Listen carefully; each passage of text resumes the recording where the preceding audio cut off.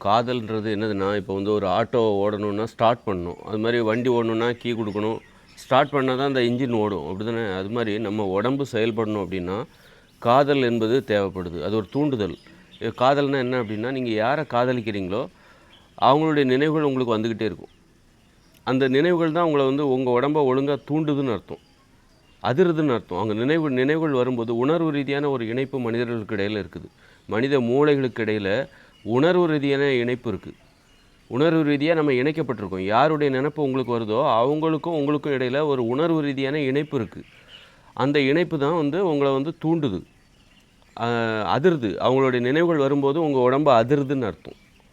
அதிருது அப்படிங்கும்போது ஒரு தூண்டுதல் செயல்படுறது அப்படின்னு. இப்ப ஆட்டோ ஸ்டார்ட் பண்ணுறோம்ல, அல்லது சாவிய குடுத்து வண்டிய ஸ்டார்ட் பண்ணுறோம்ல. ஸோ அது மாரி எந்த வண்டி ஆட்டோ மட்டும் கிடையாது. எந்த வண்டியா இருந்தாலும் நம்ம கீ குடுத்து வண்டிய ஸ்டார்ட் பண்ணுறோம். ஸோ அது மாரி தான் இது. இந்த நினைவுகள் வந்து உங்கள ஸ்டார்ட் பண்ணுது. இயங்குவதற்காக அடிக்கடி வந்துகிட்டே இருக்கு. இது மாரி வெறும் காதல் மட்டும் கிடையாது. நட்பு, யார பத்தியுமே நான் நினைக்கல, யாருடைய நினைவுகளுமே எனக்கு வரல அப்படின்னா, அ அந்த மாரி எனக்கு பிடிச்சவங்க யாருமே இல்ல. நான் தனிமைய விரும்புறேன். எனக்கு ஒரு உணர்வு ரீதியான இணைப்பு மனிதர்களுக்கு இடையில இல்ல. ஒருத்தருடைய நினைப்பு எனக்கு யாரும் வேணும்னு எனக்கு தோணவே இல்ல. எனக்கு நண்பர்கள் இல்ல. அல்லது கணவன், மனைவி யாருமே இல்ல எனக்கு. நான் தனியா இருக்கிறேன். அல்லது இருக்காங்க, எனக்கு பிடிச்சவங்களா அவங்க இல்ல. அப்படின்னா, அப்போ உங்க உடம்பு அதிராது, செயல்படாது, இயங்காது. அப்பதான் அந்த உடம்புல சிக்கல்லாம் வரும்.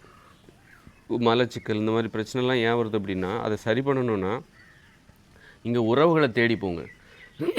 யாருகிட்ட பழகுனா, இப்போ உங்க உடம்பு நல்லா ஆரோக்கியமா இருக்கு, எந்தவித பிரச்சனையும் இல்ல, நல்ல மோஷன்லாம் நல்லா போகுது, மலச்சிக்கல் எதுவுமே இல்ல அப்படின்னா, இயல்பாவே நல்லா போகுது அப்படின்னு வச்சுக்கோங்க.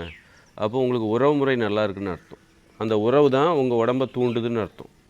உங்க உடம்பு அந்த நினைவுகள் இருக்குல்ல, அது உங்க அப்பாவோ, அல்லது அம்மாவோ, தங்கச்சியோ, அல்லது ஃப்ரெண்டோ, அல்லது மனைவியோ, காதலனோ, காதலியோ, கணவனோ, அல்லது தாத்தாவோ, பாட்டியோ, யாருடைய நினைவுகள் உங்களுக்கு வந்துக்கிட்டே இருக்கு, அவங்கள நோக்கி ஈர்க்கப்படுறீங்க அப்படின்னா, அந்த நினைவுகளால உங்க உடம்பு அதிருதுன்னு அர்த்தம்.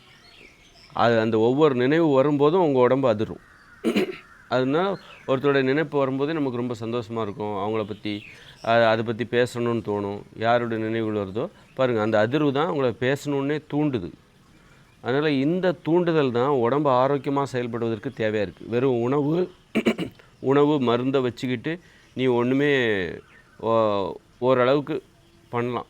ஆனா உணவாலயும், மருந்தாலயும் சாதிக்க முடியாத ஒரு விஷயத்த இந்த உறவு சாதிக்கும். சிலர் பார்த்தீங்கன்னா, எனக்கு எந்தவித நெறைய கெட்ட பழக்கம் இருக்கும். ஆனா அவங்க வந்து உடம்பு நல்லா தான் இருக்கு அப்படின்னு சொல்லுவாங்க. காரணம் உறவுகள் இருக்கும் அவங்ககிட்ட. அந்த உறவுகள் தான் அவங்க உடம்ப நல்லா செயல்பட வைக்குது. நல்ல நண்பர்களோட இருப்பாங்க. அ அதனால தான் அவங்க உடம்பு ஆரோக்கியமா இருக்குது அப்படின்னு. அப்ப நண்பர்களோட இருந்துட்டா நம்ம கெட்ட பழக்கம் கடைபிடிக்கலாமா? அப்படின்னு கேட்கக்கூடாது. நண்பர்களோட இருந்துட்டா நீங்க விஷம் குடிச்சா சாக மாட்டீங்கன்னு யார் சொன்னா? எனக்கு நெறைய நண்பர்கள் இருக்காங்க, நெறைய உறவுகள் இருக்கு. அதுக்காக நீங்க விஷம் குடிச்சா சாகாமலா போயிருவீங்க? அதுபோல தான் நம்ம தவறான உணவு சாப்பிட்டா, நண்பர்கள் இருந்தும் பிரயோஜனம் இல்லாம போயிடும். சீக்கிரமா போய் சேர்ந்துருவீங்க. நோய் வந்துரும். அதனால உறவுகள் என்பது மருந்தாக நெனச்சுக்கோங்க. உறவுங்கிறத உங்க உடம்பு வந்து ஒழுங்கா செயல்படுவதற்கான ஒரு மருந்தா நெனச்சுக்கோங்க. நீங்க சிரிக்கிறதுக்கு உறவு தேவை. உங்க உடம்பு தான் சிரிக்குது. நீங்க அழுவதற்கு, சிரிப்பதற்கு, பேசுவதற்கு இது எல்லாமே உங்க உடம்புல நடக்கிற ஒரு விஷயம். இது நடந்தா உங்க உடம்பு நல்லா இருக்குது. நல்லா அழுதாக்கா மனசுல உள்ள பாரம் குறையும். சிரிச்சாக்கா அது ஒரு மனசு லேசாயிடும். அப்ப இதுக்கெல்லாம் எங்க ஒரு உறவு தேவை. பிடிச்சவங்க தேவை. பாருங்க, பிடிச்சவங்க உங்க உடம்புல ஒரு மாற்றத்தை ஏற்படுத்துறாங்க பாருங்க. அதுமாதிரி நீங்க ஆடுவதற்கும், பாடுவதற்கும், விளையாடுவதற்கும், கதைகள் பேசுவதற்கும் உங்களுக்கு உறவுகள் தேவை. அதன் மூலமா தான் உங்க உடம்பு ஆரோக்கியமா செயல்படும். அதனால வந்து வெறும் மருந்தாலயும், உணவாலயும் உங்க உடம்ப ஆரோக்கியமா வச்சுக்கலாம்னு நெனச்சீங்கன்னா, அது ஒரு கற்பனை தான். உறவுகள் என்பது தேவை. அதனால நல்ல உறவுகள உங்க மனசுக்கு புடிச்ச உறவுகள தேடி போங்க. சமரசம் வச்சுக்க. அப்புறம் நீங்க தான் கஷ்டப்படுவீங்க. இப்போ பிடிக்காத மனைவி, பிடிக்காத கணவன் இவங்கலாம் கல்யாணம் பண்ணிட்டு, ஐயோ! அப்போ அவங்க பெரியவங்கள பார்த்து அவங்க என்ன பண்ணுவாங்க? இவங்க ஐயோ! அவங்கள பார்த்தா பிடிக்காதவங்களோட வாழாதீங்க. வாழ்ந்தீங்கன்னா நீங்க கஷ்டப்படுவீங்க. நீங்க சிரமப்படுவீங்க. அ அவங்க அவங்க வேலைய பார்த்துட்டு போயிட்டே தான் இருப்பாங்க. உங்களுக்கு கல்யாணம் பண்ணி வச்சுட்டு அவங்க போயிட்டே இருப்பாங்க. அதனால பிடிக்காதவங்களோட வாழ்ந்தீங்கன்னா நீங்க கஷ்டப்படுவீங்க.